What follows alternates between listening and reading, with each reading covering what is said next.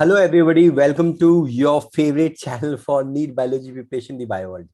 Ladies and gentleman, हम लोगों ने चैप्टर चालू किया है, chapter number 16 of human physiology, जो हर एक बच्चे का, नीट के बच्चे का सबसे फेवरेट यूनिट होता है और डिफिकल्ट यूनिट भी होता है और इसमें से ज्यादा क्वेश्चन भी पाए जाते हैं।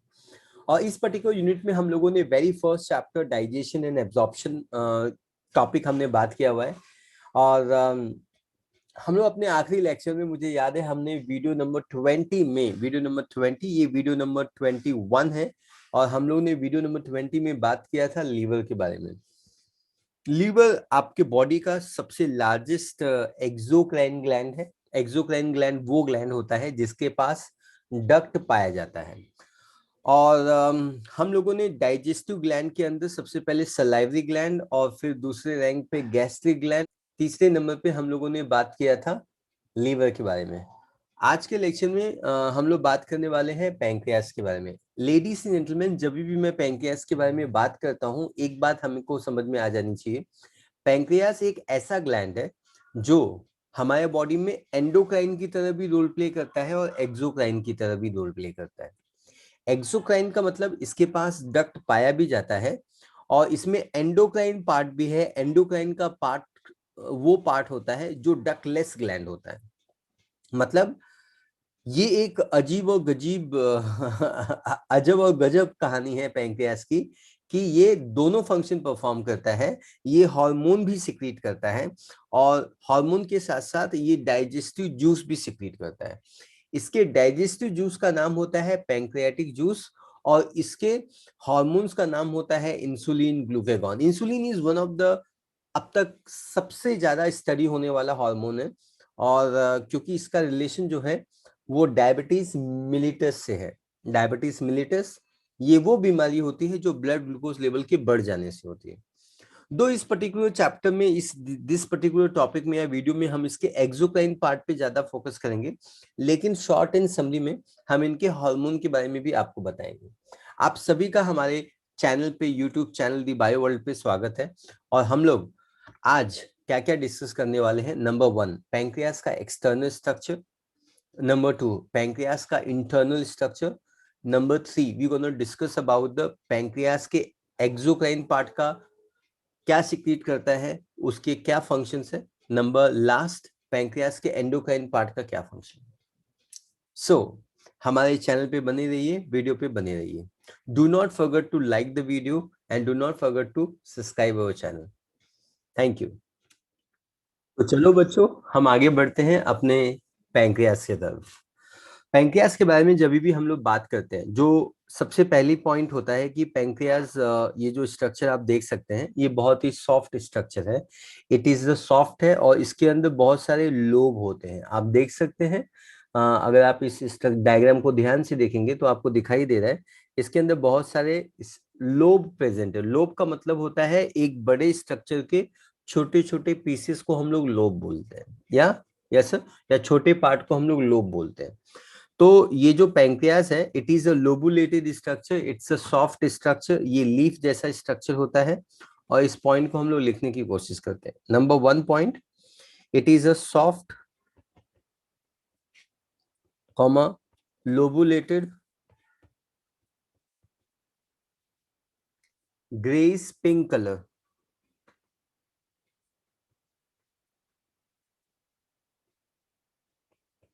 Grace pink colour, pink colour का ये ग्लैंड है, इट इज अ ग्लैंड। क्योंकि हम डाइजेस्टिव ग्लैंड ही अपने सिलेबस में इस समय सीख रहे हैं। अगर हम इसका वजन करना चाहेंगे, हम इस समय सीखने की कोशिश कर रहे हैं इस पर्टिकुलर ग्लैंड के एक्सटर्नल स्ट्रक्चर्स के बारे में। मतलब इसका शेप कैसा है, साइज कैसा है, स्ट्रक्चर कैसा दिखाई देता है, इसका लेंथ कितना है, इसका डायमीटर कितना है, और कितने पार्ट्स होते हैं एक्सटर्नली, वो सारी बातें हम लोग करने जा रहे हैं। तो this are called as a external, इसको हम एक्सटर्नल व्यूज बोलते हैं। यस। तो आपको समझ में आना चाहिए कि इसका जो वेट होता है, VIW,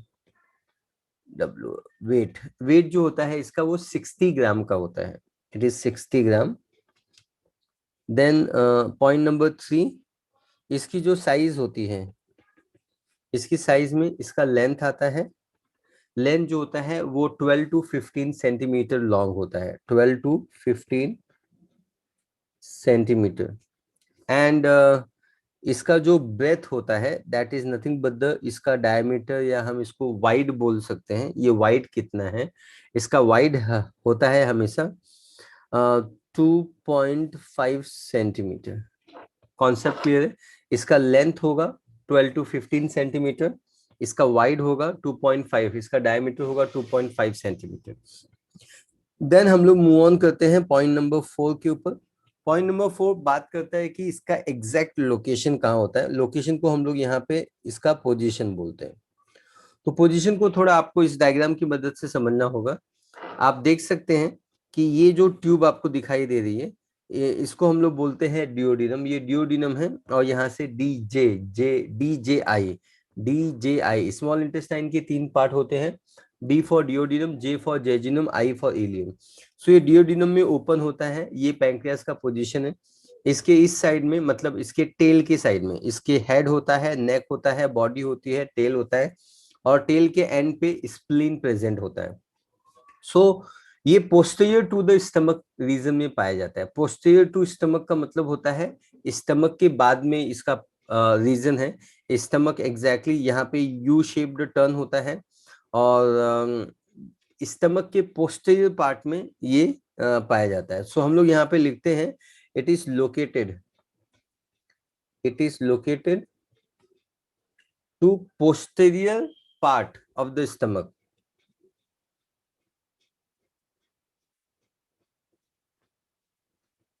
posterior part of stomach, ये स्टमक के पोस्टीरियर पार्ट पे है, और ये आपकी बॉडी कैविटी में होता है, और उस बॉडी कैविटी का नाम है एब्डोमेन। डायफ्राम के नीचे जो भी आता वो एब्डोमेन कहलाता, ये बात मैं आपको पहले बताया था। Yes sir.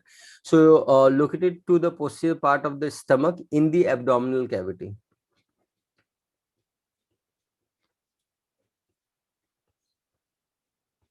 In the abdominal cavity.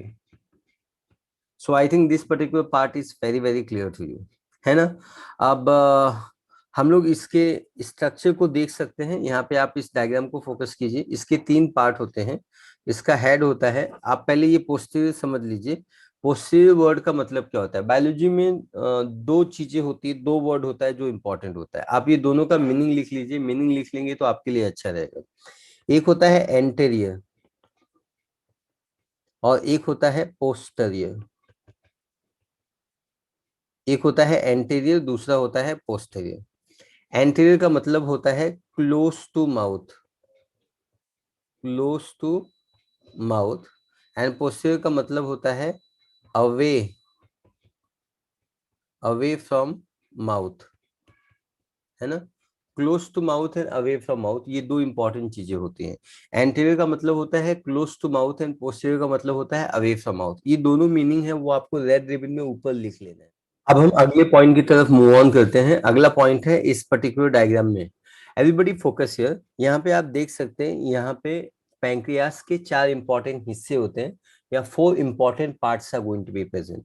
एक होता है हेड, दूसरा होता है नेक, तीसरा होता है बॉडी, और चौथा होता है tail. So there are 4 very important part जो आपको अच्छे से समझ में आनी चाहिए। हेड है, नेक है, बॉडी है, और टेल है। सो हम लोग 5वें पॉइंट में ये पॉइंट मेंशन कर देते हैं। It consist of 4 parts.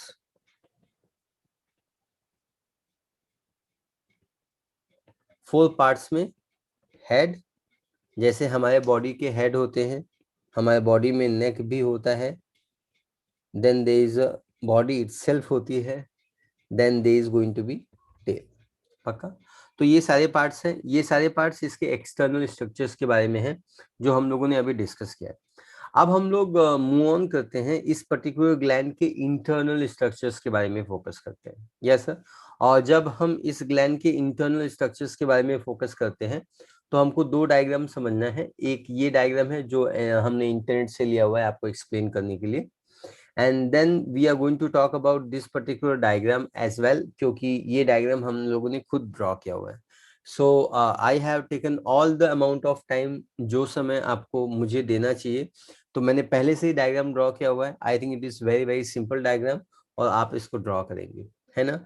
सो चलो बात करते हैं, और सबसे पहले टाइटल लिखते हैं, internal structure of pancreas.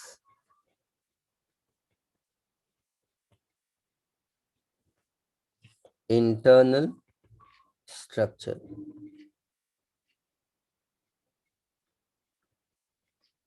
Internal structure of pancreas के बारे में हम लोग बात करने वाले हैं।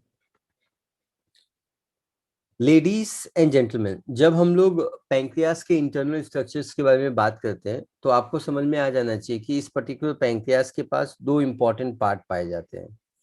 एक होता है एक्सोक्राइन पार्ट और दूसरा होता है endocrine part. So there is a exocrine part, मतलब पैंक्रियास का वो हिस्सा जो पैंक्रियास का जो हिस्सा जिसके पास डक्ट प्रेजेंट है, ट्यूब प्रेजेंट है, पैंक्रियास का वो हिस्सा जो पैंक्रियाटिक जूस प्रोड्यूस करेगा, पैंक्रियास का वो हिस्सा जो डाइजेस्टिव सिक्रीशन को रिलीज करेगा, यस सर, इसको हम बोलते हैं exocrine part. And there is another part जिसको हम बोलते हैं एंडोक्राइन पार्ट, तो वो भी हम लिख देते हैं यहाँ पे, there is endocrine part. So I think this concept is very very clear, आपको ये कॉन्सेप्ट क्लियर हो गया है। There is exocrine part and there is endocrine part. अब जब हम एक्सोक्राइन पार्ट के बारे में बात करते हैं, एंडोक्राइन पार्ट, हमारे बॉडी में या तो ग्लैंड एक्सोक्राइन होगा या तो ग्लैंड एंडोक्राइन होगा, एक्सो होगा या तो एंडो होगा, लेकिन पैंक्रियास की अजब और गजब कहानी है, क्योंकि इसमें दोनों पाया जाता है। इसीलिए इस पर्टिकुलर पैंक्रियास को हम लोगों ने बहुत ही ज्यादा स्पेशल नाम दिया हुआ है, और वो स्पेशल नाम है हेटेरोक्राइन ग्लैंड। हेटेरोक्राइन ग्लैंड वो ग्लैंड कहलाता है, एंडोक्राइन के साथ एक्सोक्राइन फ्री में आता है। दोनों ग्लैंड जब एक दूसरे से मिल जाता है तो देखो जाके बन जाता है जो हेटेरोक्राइन कहलाता है। सो इसको हम लिखते हैं हेटेरो। आपको याद होगा, मैंने हेटेरोट्रॉपिक मोड ऑफ न्यूट्रिशन पढ़ाया था, और उसी में मैंने बताया था हेटेरो का मतलब होता है डिफरेंट, तो इसमें एंडोक्राइन भी है और एक्सोक्राइन भी है, और इसलिए ये डिफरेंट है। Yes sir, superb. So it is nothing but the heterocrine gland. Yes sir, walk, wow, superb. अब हम लोग बात करते हैं एंडोक्राइन पार्ट में कौन है और एक्सोक्राइन पार्ट में कौन है। एंडोक्राइन पार्ट को हम लोग बोलते हैं आइसलेट्स ऑफ लैंगरहैंस, तो इसके बारे में जो भी डिटेलिंग है वो हम लोग बाद में बात करेंगे, है ना। फिलहाल हम लोग सिस्टमेटिकली बात करेंगे एक्सोक्राइन पार्ट के बारे में। तो जरा इस पर्टिकुलर डायग्राम को आप फोकस कीजिए, if you focus on this particular diagram, इस पर्टिकुलर डायग्राम में आपको ये डक्ट दिखाई दे रहा है। Yes, this is a main duct, ये पैंक्रियास का मेन डक्ट है, और हमको डक्ट के बारे में सीखना बहुत ही ज्यादा जरूरी है। तो हम सबसे पहले क्या करते हैं, पॉइंट नंबर 6 में डक्ट के बारे में बात कर लेते हैं। डक्ट ऑफ पैंक्रियास, पैंक्रियास में कौन कौन से डक्ट पाए जाते हैं उसके बारे में बात कर लेते हैं। जब हम पैंक्रियास में डक्ट के बारे में बात करते हैं तो आपको ये डायग्राम पे फोकस करना होगा। क्या आप फोकस कर सकते हैं इस डायग्राम पे? Very good. आप इस पर्टिकुलर डायग्राम में देख सकते हैं ये वाला डक्ट है ना, ये वाला डक्ट है which is a main pancreatic duct. ये मेन पैंक्रियाटिक डक्ट है, मैं इसको हाईलाइट कर देता हूं आपके लिए। It is a main pancreatic duct, and इसको हम डक्ट ऑफ विल्सन भी बोलते हैं। We always call it as a duct of Wilson, duct of Wilson, है ना, या हम इसको पैंक्रियाटिक डक्ट बोलते हैं, पक्का। और आप देख सकते हैं यहाँ पे, अगर आपकी नजर बहुत ही अच्छी है तो आप देख सकते हैं दिस इज अनदर डक्ट यहाँ पे जो प्रेजेंट है। Can you focus on this diagram? इसको हम लोग बोलते हैं, इसको भी मैं हाईलाइट कर देता हूँ, इसको हम बोलते हैं एक्सेसरी डक्ट। एक्सेसरी डक्ट जो होता है वो असिस्टेंट डक्ट होता है जो मेन डक्ट को सपोर्ट करेगा। एक्सेसरी वर्ड जब भी आएगा, एसेसरी वर्ड जब भी बायोलॉजी में आएगा, एसेसरी, आप इसका मीनिंग लिखिए प्लीज। एसेसरी, एसेसरी वर्ड जब भी बायोलॉजी में आता है इसका मतलब देखो असिस्टेंट कहलाता है। असिस्टेंट, असिस्टेंट का मतलब है सपोर्टर। क्या है? सपोर्ट करने वाला, मदद करने वाला, असिस्ट करने वाला, हेल्प करने वाला, हेल्पर। ये जो एक्सेसरी ये जो मेन डक्ट है उसको वीरसंग ने ढूंढा था, इसलिए इसको डक्ट ऑफ वीरसंग बोलते हैं। लेकिन ये जो डक्ट है इसको संटोरनी ने ढूंढा था, इसलिए हम इसको डक्ट ऑफ सेंटोरनी बोलते हैं। We call it as a duct of Santorini. Yes sir, we call it as a duct of Santorini. तो हम इस बात को लिख लेते हैं। Duct of pancreas में there is a two duct. One is called as a main pancreatic duct.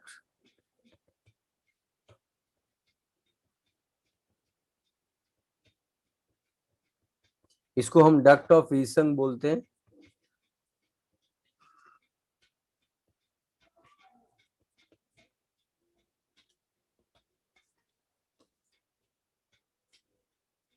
Duct of Wirsung बोलते हैं। And then there is a second duct, और सेकंड डक्ट का नाम है एक्सेसरी डक्ट।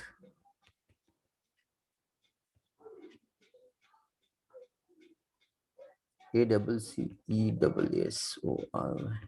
एक्सेसरी वर्ड अच्छे से समझ लीजिए, इसका मतलब होता है असिस्टेंट या मेन डक्ट को हेल्प करने वाला। सो एक्सेसरी डक्ट, और इसको हम बोलते हैं duct of Santorini. Duct of Santorini. Yes, so I think this concept is clear. अब हम लोग मूव ऑन करते हैं अपने इंटरनल स्ट्रक्चर के बारे में। इंटरनल स्ट्रक्चर में सबसे पहला पॉइंट है, this particular gland is called as a heterocrine gland. Heterocrine gland का मतलब होता है उसमें एक्सोक्राइन पार्ट और एंडोक्राइन पार्ट दोनों पाए जाएंगे। समय हो गया है कि एक्सोक्राइन पार्ट कौन सा है वो समझने का। अगर आप इस डायग्राम को फोकस करेंगे तो आप यहाँ पे देख सकते हैं, ये जो ग्रीन कलर का डक्ट है वो पैंक्रियाटिक डक्ट है। Then there is you can see these structures are called as a akinal cells. इसको हम अकाइनस बोलते हैं सिंगुलर में, या हम अकाइनल सेल बोलते हैं। अगर इस डायग्राम को, इस पैंक्रियास के स्ट्रक्चर को हिस्टोलॉजिकली लिया जाए, मतलब इसको सीजर से कट किया जाए, है ना, इसको ब्लेड से कट कर लिया जाए और इसके हिस्टोलॉजिकल स्ट्रक्चर को स्टडी किया जाए, तो हमको ये पता चल जाएगा कि इस पर्टिकुलर ग्लैंड के अंदर ये सारे इंपॉर्टेंट कंपोनेंट पाए जाते हैं। यस सर, ये सारे इंपॉर्टेंट कंपोनेंट। जरा इन डायग्राम को समझने की पूरी कोशिश करते हैं, और ताकि हम लोगों को ये डायग्राम अच्छे से समझ में आए। इस डायग्राम में जो ब्लू हिस्सा है या ब्लू पार्ट है, यस सर, इस डायग्राम में जो ब्लू हिस्सा है या ब्लू पार्ट है उसको हम लोग बोलते हैं exocrine part. So it is called as the exocrine part. Exocrine part, और एक्सोक्राइन पार्ट को हम लोग ने नाम दिया हुआ है अकाइनस। अकाइनस एक सिंगुलर स्ट्रक्चर है। यस सर, इसका जो प्लूरल होगा वो अकाइनाई होगा। तो ये अकाइनस सिंगुलर स्ट्रक्चर, जो भी ब्लू कलर का डायग्राम आपको दिखाई दे रहा है, this number 1 is called exocrine acinus, ये दूसरा अकाइनस है, ये तीसरा अकाइनस है, ये चौथा अकाइनस स्ट्रक्चर। ये पर्पल कलर के इंटरकनेक्टिंग कनेक्टिंग टिश्यू होंगे जो अकाइनस को, और ये जो हिस्सा होता है जो सेंटर में आपको दिखाई दे रहा है ये पार्ट, इसको हम लोग बोलते हैं इंटरनल, जो एंडोक्राइन पार्ट।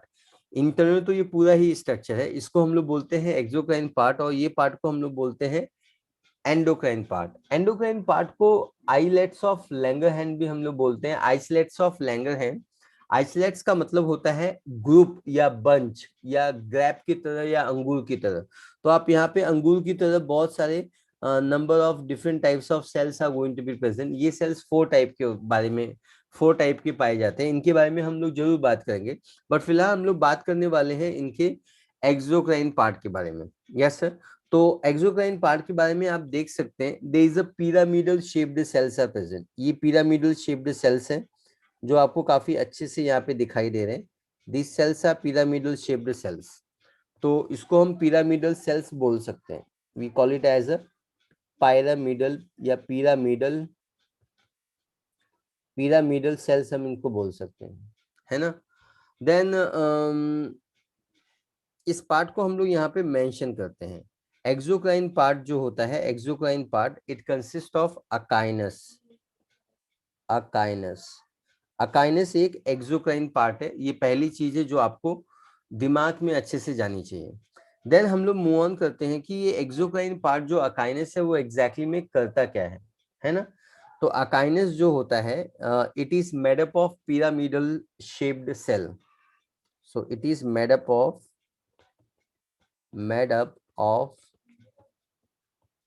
पिरामिडल सेल्स, है ना. और इस अकाइनस के सेंटर में जो डक्ट है उसको हम बोलते हैं pancreatic duct. So if you focus here then you can see this particular duct. ये जो सेंटर में डक्ट है, जो आपको ये कैविटी दिखाई दे रही है, ये कैविटी दिखाई दे रही है, ये कैविटी दिखाई दे रही है, ये कैविटी दिखाई दे रही है, इसको हम लोग always call it as a pancreatic duct. तो इसको हम बोलते हैं पैंक्रियाटिक पैंक्रियाटिक डक्ट. हम इसको पैंक्रियाटिक डक्ट बोलते हैं. This is a pyramidal cell and this is the exocrine. Whole part is called exocrine part. So it is made up of pyramidal cells, contain pancreatic duct. Pancreatic duct. अब ये जो अकाइनस होता है, exocrine part होता है या अकाइनस होता है, ये सिक्रीट करता है पैंक्रियाटिक जूस. क्या सिक्रीट करता है? Pancreatic juice. सो अकाइनस या हम बोल सकते हैं एक्सोक्राइन पार्ट, हम ऐसा भी बोल सकते हैं exocrine part is going to secrete pancreatic juice. So it's going to secrete pancreatic juice.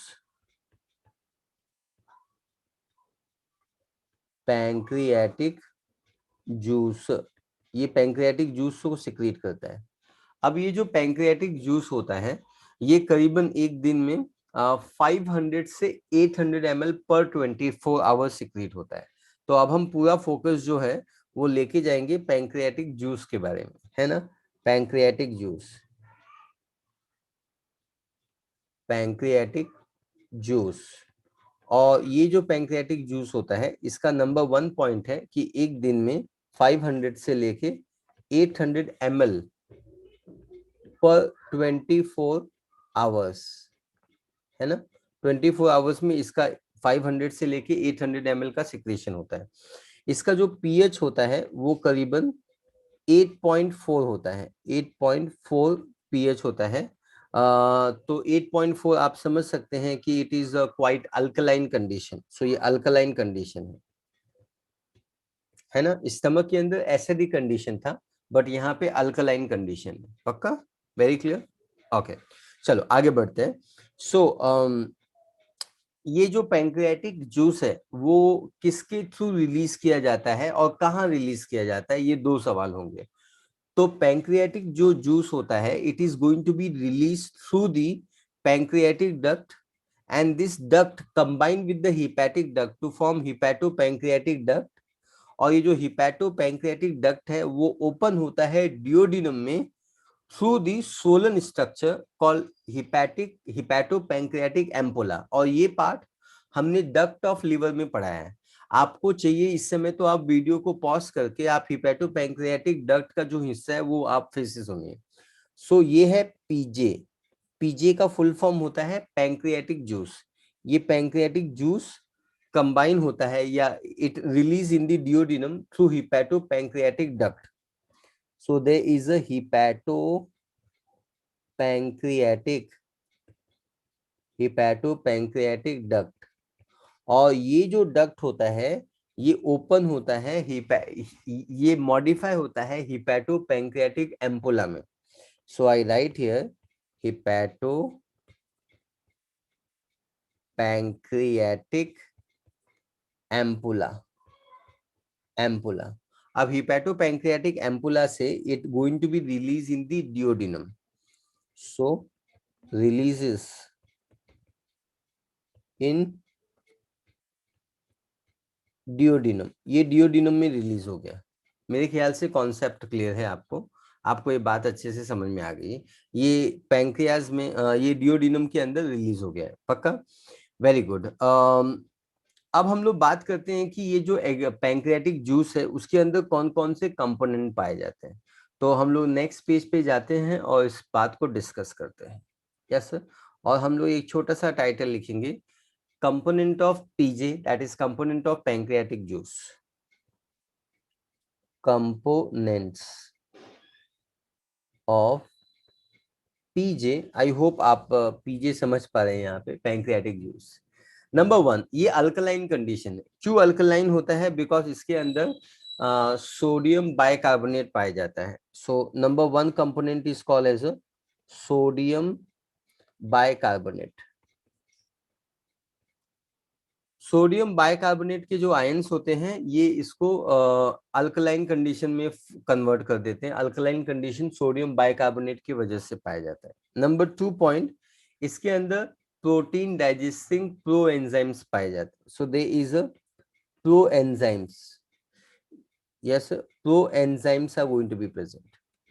अगर आप स्टमक हमसे सीख लिए हुए हैं तो स्टमक में मैंने बताया था कि प्रो एंजाइम का मतलब होता है इनएक्टिव फॉर्म ऑफ एंजाइम। तो मैं यहाँ पे लिखता हूं, it is nothing but the inactive form of enzyme. अब सवाल ये होता है कि ये एंजाइम इनएक्टिव फॉर्म में क्यों पाए जाते हैं? ये इनएक्टिव फॉर्म में इसलिए पाए जाते हैं ताकि जब खाना आए तभी प्रोसेस ऑफ डाइजेशन शुरू हो। सो अगर बिना खाना आए ही ये एंजाइम एक्टिव हो गया तो ये आपके इंटेस्टाइन को ही डाइजेस्ट कर देगा। तो क्या आप चाहते हैं आपके डाइजेस्टिव जूस की वजह से, पैंक्रियाटिक जूस की वजह से आपका खाना डाइजेस्ट हो या आपकी खुद बॉडी या इंटेस्टाइन डाइजेस्ट हो? ऑब्वियसली आपका आंसर होगा आपका फूड डाइजेस्ट होना चाहिए। इसके लिए ये जरूरी है कि आप खाना खाने चाहिए और फूड इंटेस्टाइन में प्रेजेंट होना चाहिए। अगर फूड इंटेस्टाइन में प्रेजेंट नहीं है तो ये जो एंजाइम है ये प्रो एंजाइम फॉर्म में या इनएक्टिव फॉर्म में ही होनी चाहिए। तो जैसे ही आपके इंटेस्टाइन में फूड आता है ये सारा pro enzyme inactive form of enzyme अपने एक्टिव फॉर्म में कन्वर्ट हो जाता है और अपना इफेक्ट दिखाता है। बात समझ में आता है? आगे पढ़ाता है। बच्चों, इनएक्टिव फॉर्म ऑफ एंजाइम में जो सबसे पहली कैटेगरी होती है इसके अंदर सबसे पहली कैटेगरी होती है जिसको हम बोलते हैं ट्रिप्सिनोजन। ट्रिप्सिनोजन ये सबसे पहली कैटेगरी है जो आपको समझनी है। Then there is a B category called chymotrypsinogen.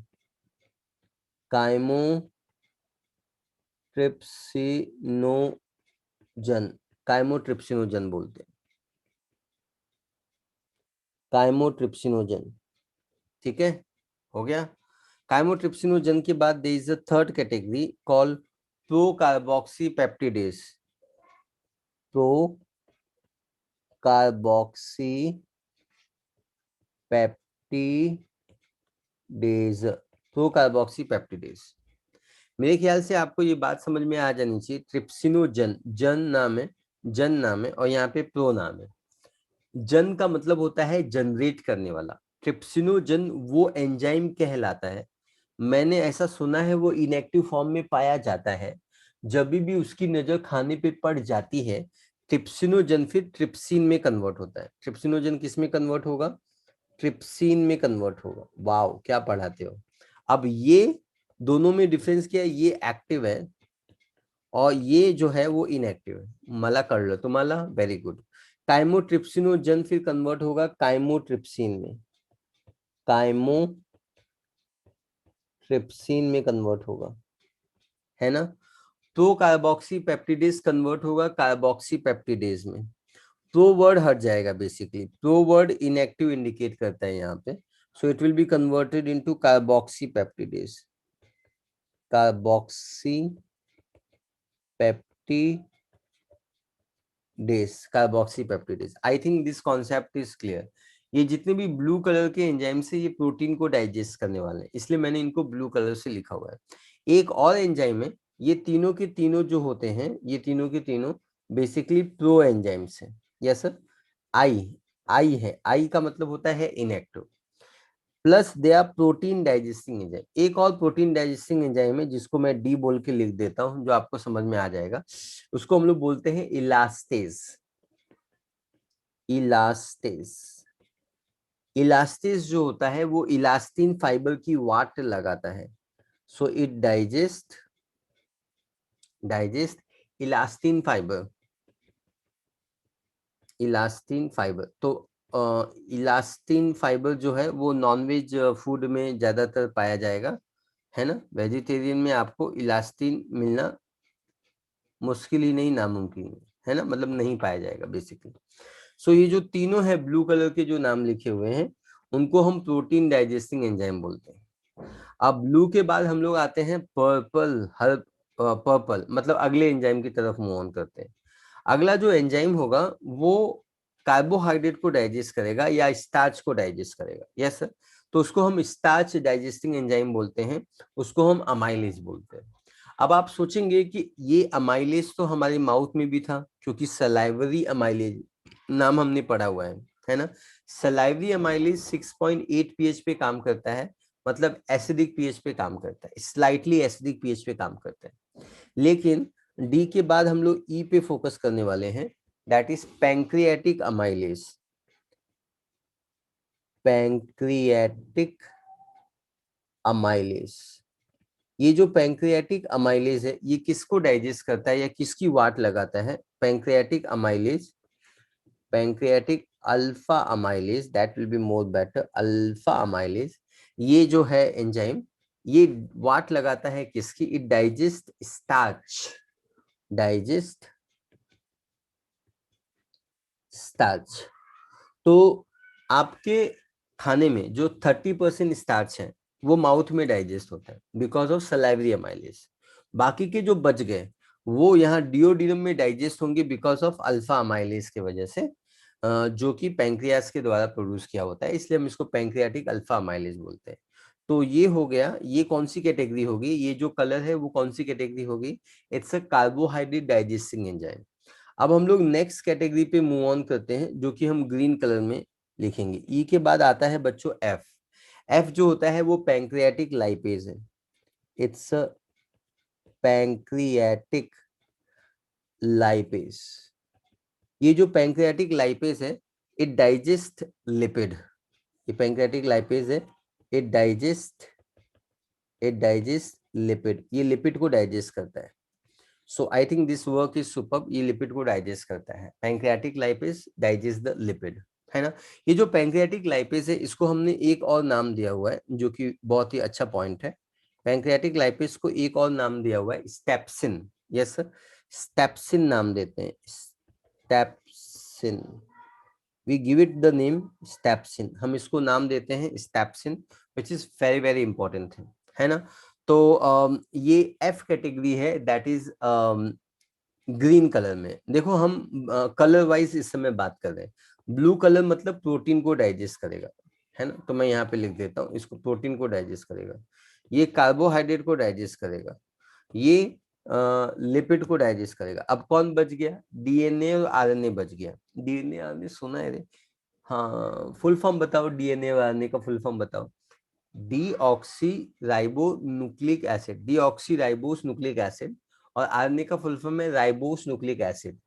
अच्छा, दोनों का सरनेम सेम है, देखो deoxy ribose nucleic acid, ribose nucleic acid, तो दोनों टाइप ऑफ न्यूक्लिक एसिड है, बोलो ना, दोनों टाइप ऑफ न्यूक्लिक एसिड है।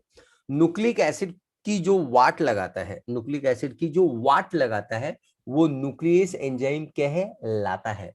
न्यूक्लिक एसिड की जो वाट लगाता है वो न्यूक्लियस एंजाइम कहलाता है। और ये जो न्यूक्लियस होता है वो दो टाइप में पाया जाता है, एक तो डीएनएस, दूसरा आरएनएस कहलाता है। डीएनएस डीएनए की वाट लगाता है, आरएनएस आरएनए की वाट लगाता है। यस, इसी तरीके से हमारा न्यूक्लिक एसिड डाइजेस्ट हो जाता है। इस बात को मैं अभी आपके सामने लिख जाता है।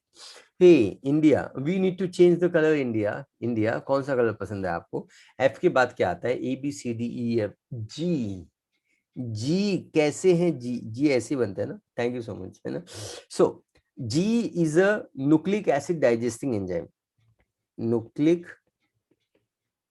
Acid digesting enzyme. Nucleic acid digesting enzyme को हम लोग ब्रॉड कैटेगरी में हम न्यूक्लियस बोलते हैं। What we call it as a nucleus, है ना, call it as a nucleus, है ना, we call it as a nucleus, है ना। अब ये जो न्यूक्लियसेस होते हैं, ये जो न्यूक्लियसेस होते हैं वो दो टाइप के होते हैं। It's A S E S, है ना, ओके। न्यूक्लियस दो टाइप के होते हैं, एक होता है डीएनएस और दूसरा होता है आरएनएस, है ना। ये जो डीएनएस होता है वो डीएनए को डाइजेस्ट करता है और ये आरएनएस जो होता है वो आरएनए को डाइजेस्ट करता है। सो लेडीज एंड जेंटलमैन, अगर मैं कैटेगरी वाइज बोलूं, ब्लैक कलर में लिखना चाहूं, तो ये ब्लू कलर की पहली कैटेगरी है, फिर ये पर्पल कलर की दूसरी कैटेगरी है, फिर ये तीसरी कैटेगरी है ग्रीन कलर की, फिर ये चौथी कैटेगरी है जिसको हम लोग कौन सा भी कलर बोलते हैं, मुझे समझ में नहीं आता colour. So you understand right now कि प्रोटीन डाइजेस्टिंग करने वाले 4 एंजाइम्स है। इस कार्बोहाइड्रेट डाइजेस्ट करने वाले एक ही एंजाइम है, लाइपिस को, लिपिड को डाइजेस्ट करने वाले एक एंजाइम है, और न्यूक्लियस को डाइजेस्ट करने वाले 2 एंजाइम है, DNS and RNS. I think this particular concept is very clear. मैंने पैंक्रियाटिक जूस आपको बता दिया है। पैंक्रियाटिक जूस में सोडियम बाइकार्बोनेट है, ये सबसे इंपॉर्टेंट फैक्टर है जो कि अल्कलाइन नेचर देता है, अल्कलाइन नेचर देता है। एक दिन में करीबन 500 से 800 ml 24 आवर्स में पैंक्रियाटिक जूस सिक्रीट होता है। ये अल्कालाइन पीएच है 8.4, बिल्कुल नहीं भूलिएगा इसको। हिपैटोपैंक्रियाटिक डक्ट के द्वारा, एम्पुला के द्वारा ये रिलीज होता है डियोडिनम के अंदर, और डियोडिनम में ये डाइजेशन करेगा। लेडीज एंड जेंटलमैन, मला आशा वाटतो कि हमने एक्सोक्राइन पार्ट है वो खत्म कर दिया। आई होप आपको ये वीडियो समझ में आ रहा है। इन केस कुछ डाउट है तो आप फिर से इसको डिस्कस कर सकते हैं। यस, आप इसको रिपीटेडली देख सकते हैं, आफ्टर आफ्टर नाउ, कुछ समय के बाद आप फिर से इसको देख सकते हैं। अब हम लोग बात करते हैं इसके एंडोक्राइन पार्ट के बारे में। और एंडोक्राइन पार्ट ये स्ट्रक्चर है। इस एंडोक्राइन पार्ट को हम लोग आइलेट्स ऑफ लैंगरहैंस या आइसलेट्स ऑफ लैंगरहैंस बोलते हैं। इस आइसलेट्स ऑफ लैंगरहैंस को आप डायग्राम को ध्यान से देखो, इसमें आपको कितने कलर दिखाई दे रहे हैं। Number 1 blue colour, number 2 light blue colour या sky blue colour, then there is a green colour, and then there is a orange colour. Orange या येलो जो भी आपको पसंद है आप ले लो अपना। तो इसमें ये जो ग्रुप ऑफ सेल्स है, और इसमें रेड कलर दिखाई दे रहा है जो कि हम काउंट नहीं करेंगे। रेड कलर जब भी बायोलॉजी में आता है, मुझे अपना ब्लड और आपका ब्लड याद आता है। देखो ये ब्लड वेसल कहलाता है। ये ब्लड वेसल से, अच्छा क्यों यहाँ पे ब्लड सप्लाई है? क्योंकि ये एंडोक्राइन पार्ट है। मिश्रा सर ने क्या बताया, एंडोक्राइन पार्ट वो पार्ट होता है, एंडोक्राइन पार्ट वो पार्ट होता है जो हमेशा सिक्रीट करता है हार्मोन, और वो हार्मोन हमेशा सीधा कहाँ पे आएगा, ब्लड में आएगा कि नहीं, ब्लड में। तो इसके पास डक्ट नहीं होगा, कोई भी ट्यूब नहीं होगा। जैसे पैंक्रियाटिक डक्ट यहाँ पे अकाइनस के सेंटर में था, वैसा कोई डक्ट नहीं होगा, इसलिए हम इसको डक्टलेस बोलते हैं। कर लगा तुम्हारा। एंडोक्राइन ग्लैंड वो ग्लैंड क्या है, लाता है हमेशा हार्मोन वो प्रोड्यूस कर जाता है। ये हार्मोन सीधा ब्लड में आता है, इनके पास डक देखो नहीं आता है, इसलिए तो ये देखो डकलेस ग्लैंड क्या लाता है। बात समझ में आता है क्या, बोलने का आता है ना। तो ये 4 कलर के जो सेल्स है उनको अलग अलग नाम देते हैं। एक को बोलते हैं अल्फा सेल, दूसरे को बोलते हैं बीटा सेल, तीसरे को बोलते हैं डेल्टा सेल, चौथे को बोलते हैं PP cell. Alpha cell, beta cell, delta cell, PP cell. PP PP PP PP PP PP मतलब पैंक्रियाटिक पॉलीपेप्टाइड सेल, कर्ल, या हम इसको डी सेल भी बोल सकते हैं, डोंट वरी, पक्का। या एफ सेल बोलते हैं, जो भी है मैं आपको बताता हूँ। यस सर, चलो फोकस करते हैं। इन सारे सेल्स जो हैं, इन सारे सेल्स का हम लोग सबसे पहले नाम लिखते हैं, दैट विल बी ऑसम। तो ये अपने को बात समझ में आ जाएगी, है ना। चलो राइट, सबसे पहले ऑरेंज कलर का नाम लिख देते हैं, फिर ये ब्लू कलर का, फिर ये ग्रीन कलर का, और फिर ये जो ब्लू कलर है इसका नाम, है ना। तो alpha cell, beta cell, delta cell and PP cell. चलो लिख देते हैं।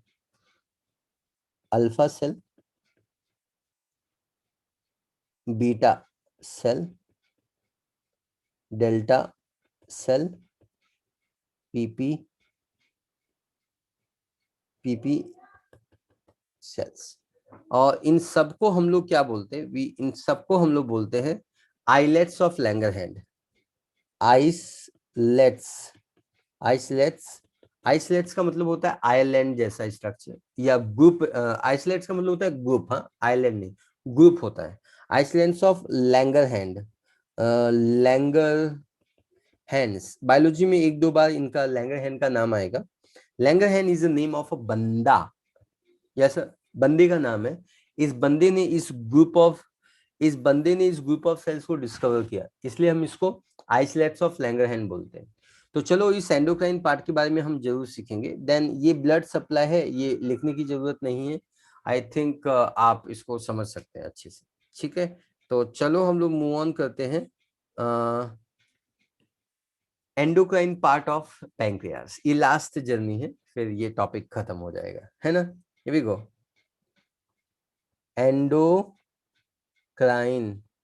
Endocrine part of pancreas.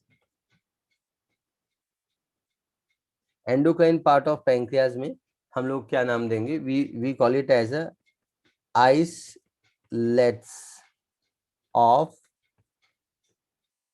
Langerhans. Islets of Langerhans हम लोग नाम देंगे, है ना। आइसलेट्स का मतलब हमेशा होता है group, it is nothing but the group, इसका मतलब हमेशा होता है group, these are the group of cells, है ना। आइलेट्स ऑफ लैंगरहैंस, ये जो आइलेट्स ऑफ लैंगरहैंस होते हैं, इसके चार टाइप होते हैं जो मैंने आपको बताया था, ए टाइप होते हैं। तो मैं पहले यहाँ पे लिख देता हूँ, दीज आर फोर टाइप्स, है ना, फोर टाइप्स होते हैं। और इनके हम नाम लिखेंगे और इनके फंक्शंस के बारे में बात करेंगे एक लाइन में, है ना। तो सबसे पहला जो होता है alpha cells, number one alpha cell. Alpha cells जो होता है, it is going to be present in the periphery. इस पैंक्रियास में वो पेरीफेरी में होगा, कुछ टेल में प्रेजेंट होंगे, कुछ मिडल पार्ट में प्रेजेंट होंगे। सो present in periphery, peripheral, periphery में पाए जाएंगे। और ये जो है पेरीफेरल पार्ट, ये कुछ सिक्रीशन प्रोड्यूस करेगा, हार्मोन, जिसका नाम रहेगा ग्लूकेगॉन। ये ग्लूकेगॉन हार्मोन प्रोड्यूस करेगा। ग्लूकेगॉन हार्मोन का नाम है, जैसे इंसुलिन हार्मोन का नाम है ना, वैसे ही ग्लूकेगॉन हार्मोन का नाम है। और ये जो ग्लूकेगॉन है, ग्लूकेगॉन आपने सुना होगा, लीवर में मैंने पढ़ाया हुआ है, ग्लाइकोजेनेसिस एंड ग्लाइकोजिनोलाइसिस। ये जो ग्लूकेगॉन होता है ना, ये सिग्नल देता है, ये ग्लाइकोजन को ग्लूकोज में कन्वर्ट कर देता है।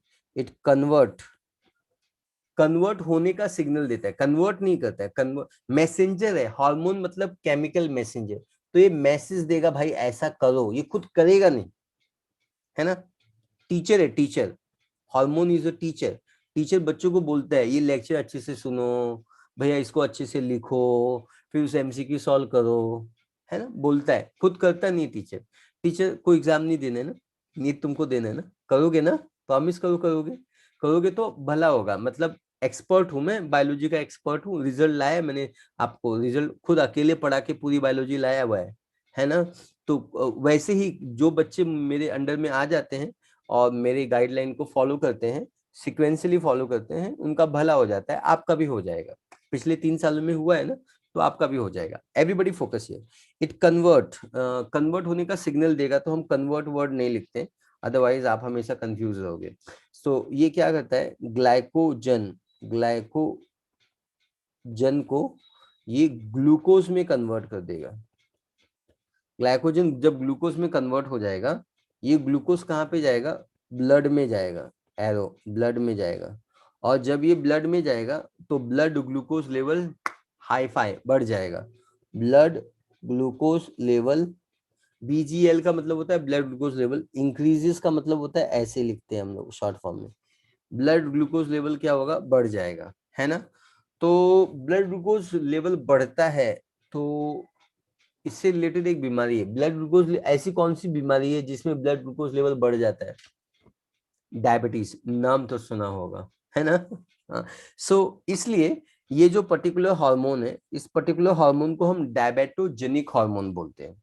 ये रिएक्शन सबसे पहले आप समझ लीजिए कि लीवर में होगा, this will occur in the liver, और ये प्रोसेस को हम ग्लाइकोजिनोलाइसिस बोलते हैं। तो ये भी लिख देता हूँ, ग्लाइकोजिनोलाइसिस। और ग्लूकेगॉन, ग्लाइकोजन लीवर में, ग्लाइकोजिनोलाइसिस, ग्लाइकोजन ब्रेक होगा, ग्लूकोज और ये ब्लड ग्लूकोज लेवल बढ़ाएगा, इसलिए इस पर्टिकुलर हार्मोन को हम डायबिटोजेनिक हार्मोन बोलते हैं। Glucagon is called diabetogenic hormone, diabetogenic hormone बोलते हैं। आई think this particular part is one more important part है। ये जो अल्फा सेल्स होते हैं, ये आइसलेट्स ऑफ लैंगरहैंस के टोटल 15% होते हैं। मतलब 4 टाइप के सेल्स होते हैं, तो उसमें alpha cells, alpha beta delta PP cell, इसमें अल्फा सेल 15% रहता है। एक बार रिपीट करता हूँ, अल्फा सेल वो सेल कहलाता है, आइसलेट्स ऑफ लैंगरहैंस में देखो पाया जाता है, पेरिफेरल रीजन में ये पाया जाता है, 15% इसका देखो हो जाता है। फंक्शन दुनिया पूछे तो ग्लूकेगॉन सिक्रीट कर जाता है, ग्लूकेगॉन देखो एक हार्मोन कहलाता है, ये हार्मोन ग्लाइकोजन को ग्लूकोज में कन्वर्ट कर जाता है, फिर वो ग्लूकोज देखो ब्लड में आता है, ब्लड ग्लूकोज लेवल ऐसे ही बढ़ जाता है, इसलिए तो ये हार्मोन डायबिटोजेनिक हार्मोन कहलाता है। डायबिटोजेनिक का मतलब, डायबिटो मतलब डायबिटीज और जेनिक का मतलब production, it produces diabetes and that's why it is called diabetogenic hormone. करल की नहीं, करल ना, वेरी गुड। समझा कि नहीं? आप मुझे कमेंट करते जाइए, मैं सुन रहा हूँ, है ना, देख रहा हूँ आपको। सो ये ए सेल है, ओ वाओ स्पेस है नीचे। चलो बी सेल के बारे में बात करते हैं, दूसरा type of cells which is called B cell, है ना, ब्लैक सेल लिखना है। बी टाइप ऑफ सेल्स को, अल्फा सेल्स के बाद आता है बीटा सेल्स। Very good. अभी जो बीटा सेल्स होता है ये 65% होता है बच्चों, इट इज 65%। ये middle of the islets of Langerhans में पाया जाता है, मिडल ऑफ आइसलेट्स। आइसलेट्स का मतलब होता है group, islets of Langerhans, islets of Langerhans में पाया जाता है ना। And it is always going to secrete hormone, ये हार्मोन सिक्रीट करेगा जिसको दुनिया इंसुलिन कहती है, it is nothing but the insulin, ये इंसुलिन सिक्रीट करती है ना। ये कन्वर्ट करता है ग्लूकोज को ग्लाइकोजन में, तो इसका फंक्शन होगा ग्लूकोज, ग्लूकोज को ये इसका फंक्शन होगा ऐसे, ग्लूकोज को ये ग्लाइकोजन में कन्वर्ट कर देगा, ग्लाइकोजन। कहाँ पे ये काम करेगा? या तो लीवर में या तो मसल्स में। प्रोसेस को क्या बोलेंगे? ग्लाइकोजेनेसिस, ग्लाइकोजेनेसिस, ग्लाइकोजेनेसिस बोलेंगे, है ना। और यस सर, तो मेरे ख्याल से आपको क्लियर हो गया। बीटा सेल वो सेल देखो क्या है, लाता है 65%, सबसे मैक्सिमम परसेंटेज में ये आता है। सबसे ज्यादा स्टडी हुआ सेल्स है बच्चों डायबिटीज से रिलेटेड, क्योंकि ये इंसुलिन प्रोड्यूस करता है। आपको तो मालूम है जिनको भी डायबिटीज होता है या जिनको भी इंसुलिन की कमी हो जाती है उनको डायबिटीज मिलिटस हो जाता है। डायबिटीज मिलिटस मतलब ब्लड में ग्लूकोज लेवल जरूरत से ज्यादा बढ़ जाना, कुछ मीठा नहीं हो जाए, बहुत ज्यादा मीठा हो जाए, तभी तो डायबिटीज हो जाए, डायबिटीज हो जाए। Yes sir. So middle of the islets of Langerhans में पाया जाता है, इंसुलिन प्रोड्यूस करता है, ग्लूकोज को ग्लाइकोजन में कन्वर्ट कर देता है। Deficiency of insulin will leads two diabetes मिलिटस। मैं लिख देता हूं, deficiency, deficiency of insulin leads two diabetes, diabetes मिलिटस, diabetes मिलिटस। Diabetes मिलिटस के सिम्टम्स क्या होते हैं, ये सारी चीजें हम लोग बात करेंगे। और हाँ, एक इंपॉर्टेंट चीज है कि इंसुलिन क्या करता है, ब्लड ग्लूकोज लेवल को डिक्रीज करता है। क्या करता है? ब्लड ग्लूकोज लेवल को डिक्रीज करता है, पक्का। डायबिटीज मिलिटस क्या होता है? ये एक हार्मोनल प्रॉब्लम है, और आपको इसी यूनिट में जो आखिरी चैप्टर है केमिकल कंट्रोल एंड कोऑर्डिनेशन, है ना, उसमें आप ये डायबिटीज मिलिटस के बारे में डिटेल में आप सीखेंगे। फिलहाल आपको ये सीखना है कि ये ब्लड ग्लूकोज लेवल को डिक्रीज करता है। जरा यहाँ पे फोकस कीजिए कि ये ब्लड ग्लूकोज लेवल को डिक्रीज करता है और ये ब्लड ग्लूकोज लेवल को इंक्रीज करता है। Yes sir, is that clear? ये ब्लड ग्लूकोज लेवल को इंक्रीज करता है, ये ब्लड ग्लूकोज लेवल को डिक्रीज करता है। Wow, yes sir. ये एक ऐसी जोड़ी है जिसमें एक हार्मोन ग्लूकागॉन, ग्लूकागॉन, ये ब्लड ग्लूकोज लेवल को इंक्रीजेस करता है, और बीटा इंसुलिन जो है ब्लड ग्लूकोज लेवल को डिक्रीज करता है। एक इंक्रीज करता है, एक डिक्रीज करता है। ऐसे दो हार्मोन, ऐसे जोड़ी जोड़ी वाले hormone, insulin and glucagon, insulin और ग्लूकागॉन जोड़ी वाले हार्मोन जिनका एक्शन अपोजिट है, जिनका एक्शन अपोजिट है, ऐसे हार्मोन को हम बोलते हैं antagonistic hormone. Antagonistic to hormone having opposite action. क्या पढ़ाते हो? ग्लूकागॉन इन ब्लड ग्लूकोज लेवल को बढ़ाता है, इंसुलिन ब्लड ग्लूकोज लेवल को कम कर जाता है। बात तुमको क्यों समझ में नहीं आता है? बोलो, कमेंट करो, अभी आपको आता है। मैं इधर लिख जाता है ना। Insulin and glucagon, they are antagonistic pair of hormone. क्या होता है एंटागोनिस्ट? अरे दो हार्मोन जिनका अपोजिट एक्शन। कर लो कि नहीं कर लो? Insulin and glucagon are antagonistic pair of hormone, are antagonistic pair of hormones। अब कोई बच्चा पूछेगा एंटागोनिस्टिक मतलब क्या? अरे कितनी बार पूछोगे? अच्छा लिखना है, ओके ओके, सॉरी, मैं लिख देता हूँ। Hormones, two or more hormone having opposite, two hormone having opposite action, two hormones having opposite action। Yes sir, antagonistic, पक्का। तो हिस्टामाइन और सीरोटोनिन, ये दोनों कपल हैं और दोनों के एक्शन अपोजिट है। ये मैंने ऑलरेडी पढ़ाया हुआ है, आई थिंक स्टमक में। फिलहाल आप यहाँ देखिए, insulin glucagon antagonistic pair of hormone है, ये हार्मोन के एक्शन अपोजिट है। तो आपको ये पार्ट भी क्लियर हो गया है, और अल्फा सेल भी क्लियर हो गया, बीटा सेल भी क्लियर हो गया। अब हम लोग मूव ऑन करते हैं सी टाइप ऑफ सेल्स के बारे में, and that C type of cell is called as a delta cell. Delta cells, पक्का। अभी जो डेल्टा सेल्स होता है ये 5% है। अल्फा सेल कितना था? 15%। बीटा सेल कितना था? 65%। डेल्टा सेल कितना होगा? 5%। जहाँ डेल्टा सेल क्या करता है, ये सिक्रीट करते हैं, ये पेरीफेरल रीजन में पाया जाता है। पेरीफेरल, पेरीफेरल इन पोजीशन होता है, मतलब पैंक्रियाज में पेरीफेरी में पाया जाता है। पेरीफेरी मतलब नहीं मालूम? पेरीफेरी मतलब सराउंडिंग, सेंटर मतलब सेंटर। देखो, मैं, मेरा हाथ इस समय सेंटर में है, और ये जो एरिया है, ये सर्कल, वो पेरीफेरी का एरिया, समझ में है मुझे भी? ये पेरीफेरल में पाया जाता है। ये कौन सा हार्मोन प्रोड्यूस करता है? It somatostatin. सोमैटोस्टैटिन जो है वो एक इनहिबिटिंग हार्मोन है, मतलब it's a negative hormone. Yes, because ये इनहिबिट करता है, इनहिबिट, ये इनहिबिट करता है ना। तो जरा सीखने की कोशिश करते हैं कि सोमैटोस्टैटिन ये जो हार्मोन है उसका एग्जैक्टली में एक्शन क्या होता है। सोमैटोस्टैटिन का फंक्शन ये है कि ये रेगुलेट करता है, it regulate, what? It regulate insulin as well as glucagon.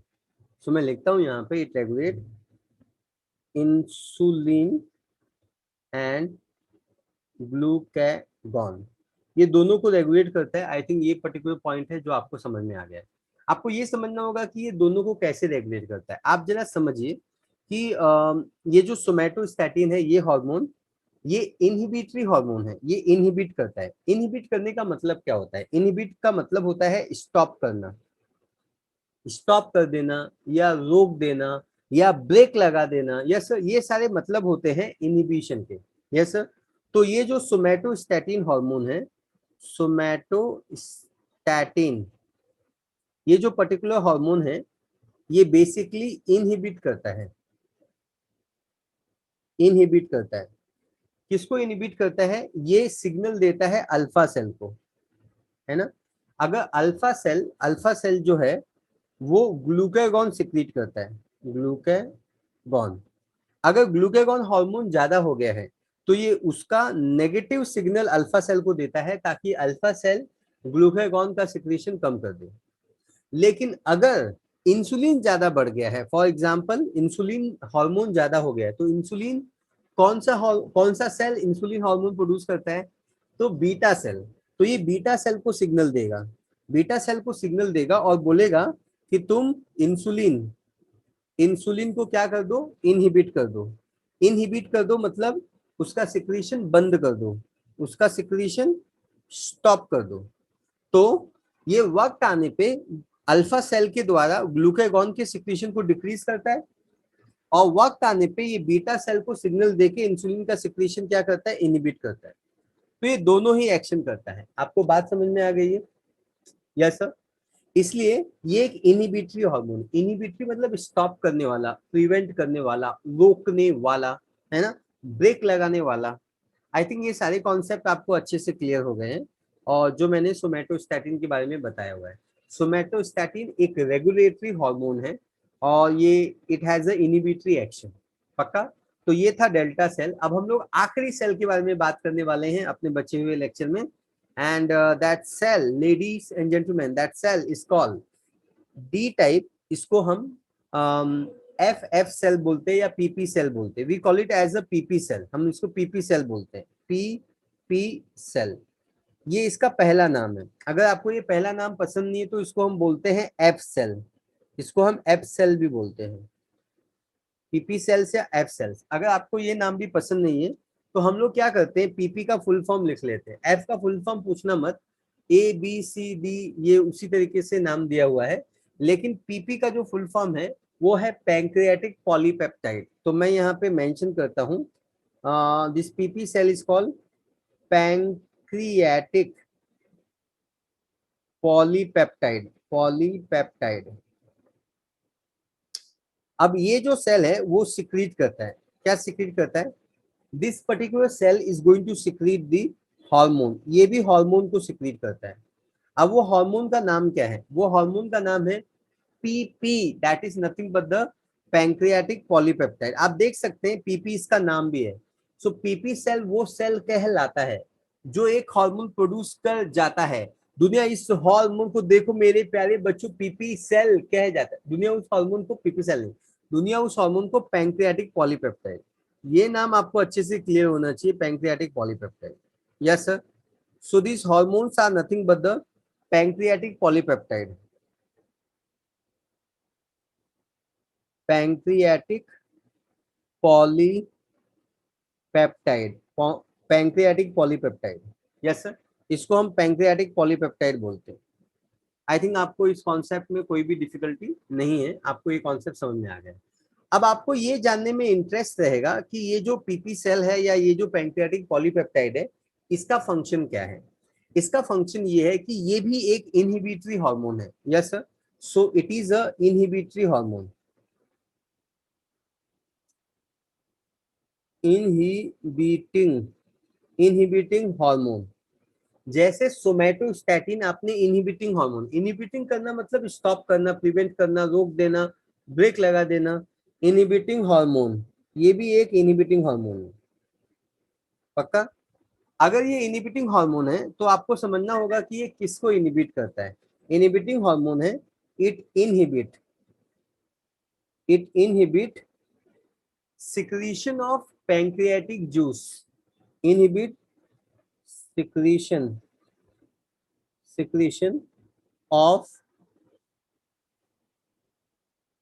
Pancreatic juice. Yes sir, pancreatic juice के सिक्रीशन को क्या करता है? ये इनहिबिट कर देता है या स्टॉप कर देता है या प्रिवेंट कर देता है या रोक देता है। I think this concept is very clear. ये इनहिबिट करता है पैंक्रियाटिक जूस को। कभी कभी पैंक्रियाटिक जूस की जरूरत नहीं होती, अगर आपने खाना नहीं खाया है या डाइजेशन कंप्लीट हो गया है तो pancreatic juice, excess amount of pancreatic juice की जरूरत नहीं है। मेरे ख्याल से आपको समझ में आ रहा है ना? Good. India, hey India, come on India, हमने सीख लिया हुआ है पैंक्रियास। पैंक्रियास का इंटरनल स्ट्रक्चर हम यहाँ पे खत्म करते हैं और जब हम अगले लेक्चर में मिलेंगे तो हम इंटेस्टाइनल ग्लैंड के बारे में बात करते हैं। मुझे ऐसा लगता है कि आज का लेक्चर आपको समझ में आया हुआ है। Alpha cell, glucagon, beta cell, insulin, delta cell, somatostatin, PP cell, pancreatic polypeptide, और इनके सारे फंक्शंस मैंने आपको जो भी लेक्चर में सिखाया हुआ है वो आपको समझ में आया हुआ है। This is very important. ये digestion point of view, digestion के चैप्टर में ये जो हिस्सा है, ये जो पार्ट है वो बहुत ज्यादा इंपॉर्टेंट है। आप इस पे एक्सेस फोकस कीजिए। इसी चैप्टर में इस चीज का एप्लीकेशन है चैप्टर के लास्ट टॉपिक में, तो आप इस को ज्यादा स्पेशल तरीके से समझिए। और ये डायग्राम ब्यूटीफुल है, थैंक यू सो मच। और मैंने ये ड्रॉ किया है, थैंक यू सो मच। और आप भी इसको ड्रॉ करेंगे। हर एक चीज जो लेक्चर में आपको लिखाई गई है, हर एक मीनिंग जो आपको बताया गया है, वो सारी चीजें आप यहाँ पे जरूर लिखेंगे। Yes sir. तो जिंदगी की राहों में हम फिर मिलेंगे, दोबारा मिलेंगे।